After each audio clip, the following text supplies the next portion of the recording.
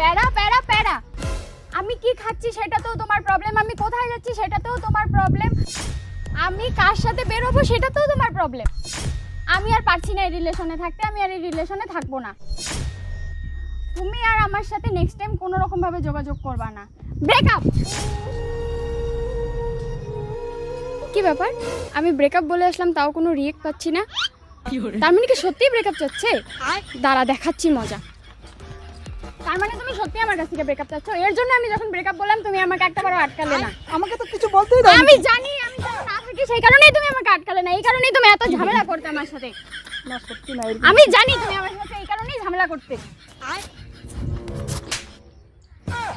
Breakup.